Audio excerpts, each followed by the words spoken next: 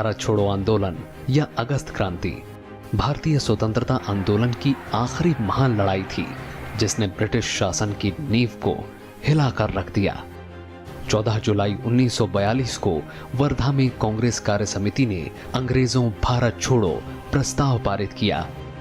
आंदोलन की सार्वजनिक घोषणा से पहले 1 अगस्त 1942 को इलाहाबाद में तिलक दिवस मनाया गया। 8 अगस्त 1942 को अखिल भारतीय कांग्रेस की बैठक मुंबई के गौलिया टैंक में हुई। बैठक में ऐतिहासिक भारत छोड़ो प्रस्ताव को कांग्रेस कार्य समिति ने कुछ संशोधनों के साथ स्वीकार कर लिया।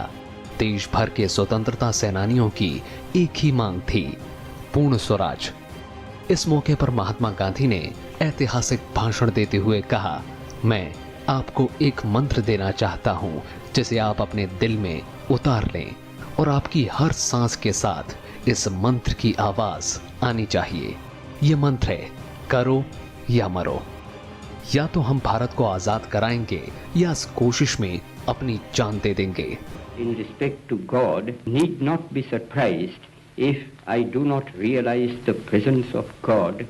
भारत छोड़ो आंदोलन की शुरुआत 1942 में हुई थी और ये विश्व युद्ध का समय था और कांग्रेस के अंदर में हमारे राष्ट्रीय आंदोलन में एक खास तरह का मतभेद था। कुछ हमारे नेता चाहते थे, वो ये समझते थे कि ये समय बहुत उपयुक्त नहीं है आंदोलन छेड़ने के लिए, लेकिन गांधी जी का ये मानना था कि ये बहुत ही ज़रूरी समय है आंदोलन छेड़ने के लिए। और उसकी ख़ास वजह ये थी कि विश्व युद्ध भारत की सीमाओं तक आने का खतरा था।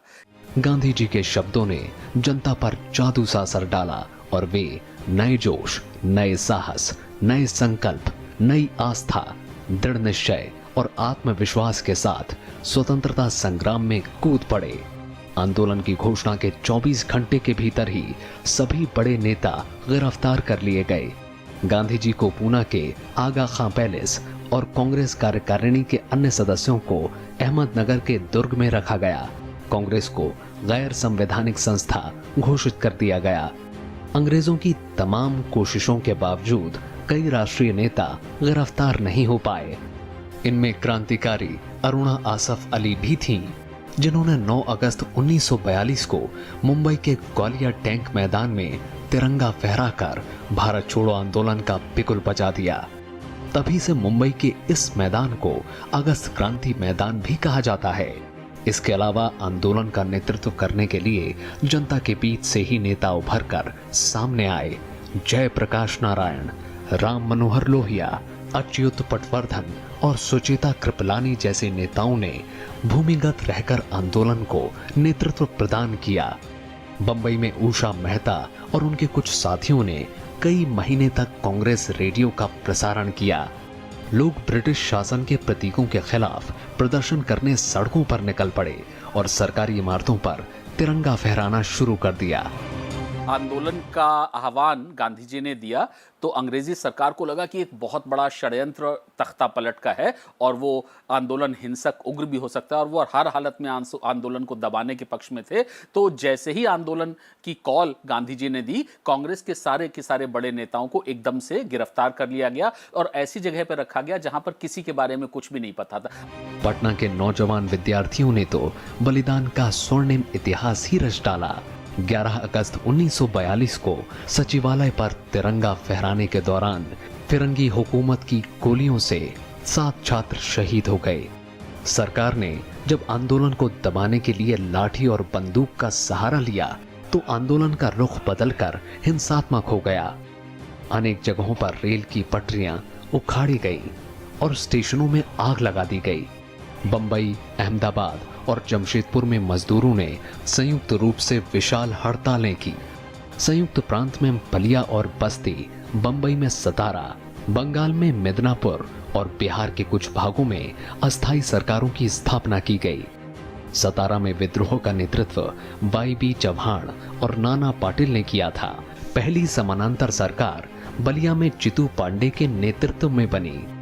कि इसके बाद ये ब्रिटिश को, अंग्रेजी सरकार को बिल्कुल ही स्पष्ट हो गया था कि वो ज्यादा समय तक इस देश पे कब्जा अपना नहीं कर पाएंगे। एक और इसका महत्व था, जब भारत जैसे बड़े उपनिवेश, भारत जैसे बड़े देश को आजादी मिल गई तब ये रहा कि इस दुनिया में बहुत सारे ऐसे जो गुलाम देश थे, उनकी आजादी भी लगभग सुनिश्चित हो गई।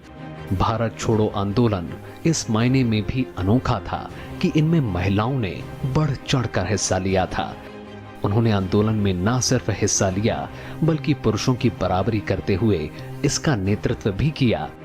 भारत छोड़ो आंदोलन इस मायने में भी एक क्रांतिकारी आंदोलन था क्योंकि इसने भारत की भावी राजनीति की आधारशिला रखी। ग्वालियर टैंक मैदान से अपने ऐतिहासिक भाषण में गांधी जी ने कहा, जब भी सत्ता मिलेगी भारत के लोगों को मिलेगी और वही इस बात का फैसला करेंगे कि इसे किसे सौंपा जाना है।